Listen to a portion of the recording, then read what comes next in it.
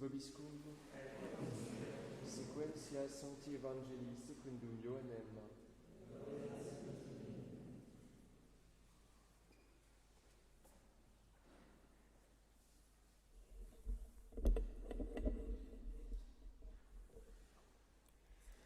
En ce temps-là, il y avait un intendant royal dont le fils était malade à Capharnaüm. Apprenant que Jésus était arrivé de Judée en Galilée, il vint à lui et le priait de descendre et de guérir son fils qui était à la mort. Jésus lui dit : « Si vous ne voyez pas des signes et des prodiges, vous ne croirez pas. » L'intendant royal lui répondit : « Seigneur, descends avant que mon enfant ne meure. » Jésus lui dit : « Va, ton fils vit. » L'homme crut à la parole que Jésus lui avait dite et il partit. Pendant qu'il descendait, ses serviteurs arrivèrent à sa rencontre et lui dirent que son enfant était vivant. Alors il leur demanda à quelle heure il s'était trouvé mieux. Ils lui répondirent : « Hier, à la 7e heure, la fièvre l'a quitté. » Le père reconnut que c'était l'heure où Jésus lui avait dit : « Ton fils vit. » Alors il crut, lui et toute sa maison.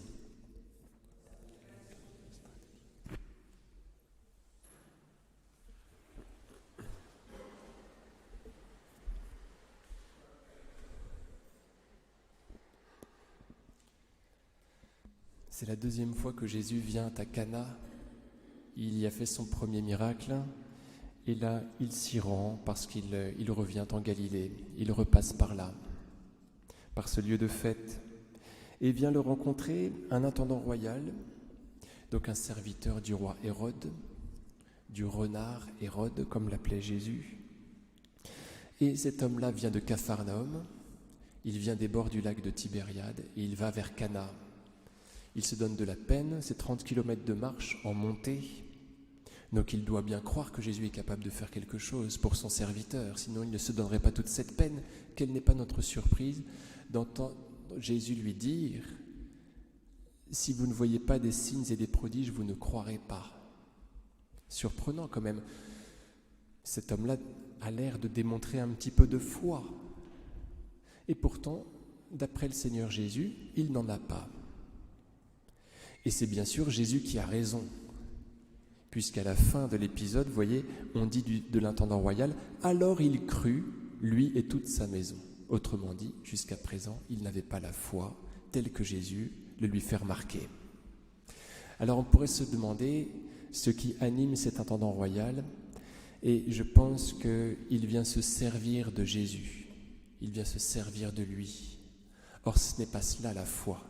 La foi, c'est non seulement croire que Jésus est capable de faire des miracles, mais se confier en lui, lui donner sa vie, c'est s'abandonner à lui, c'est se mettre en lui, se mettre sur son cœur, et non pas se servir de lui comme d'un magicien. Comme je vous l'ai dit au départ, cet intendant royal est serviteur du roi Hérode, et on sait que c'est exactement cette attitude-là qu'a Hérode envers le Seigneur Jésus. Il se sert de lui.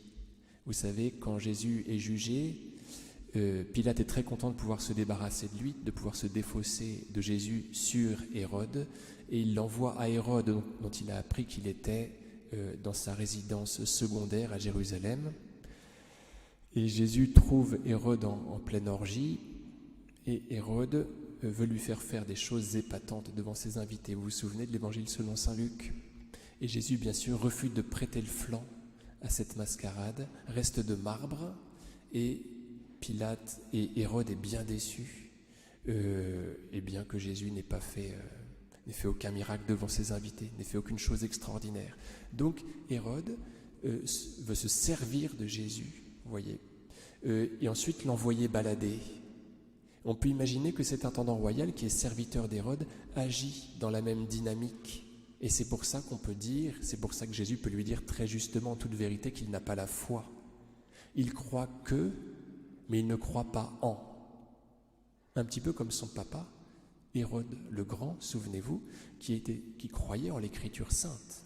Il croyait qu'elle était capable de lui dire où devait naître le Messie.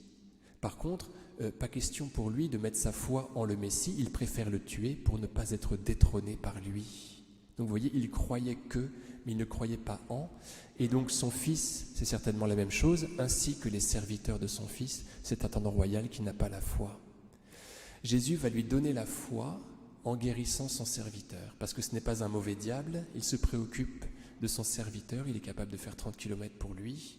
Donc c'est un homme qui a de la charité, même s'il vient se servir de Jésus, il mérite bien finalement d'avoir une vraie foi en lui. Et Jésus la lui donne en faisant devant lui ce miracle de la guérison de son serviteur. Chers amis, demandons au Seigneur Jésus cette grâce de la vertu théologale de la foi qui nous fait adhérer au Christ complètement, qui nous fait tout lâcher pour lui, qui nous fait prendre acte de sa résurrection, de sa puissance, de sa divinité, qui fait qu'ensuite, normalement, on laisse tout pour lui, avec joie, avec confiance, au nom du Père et du Fils et du Saint-Esprit, ainsi soit-il.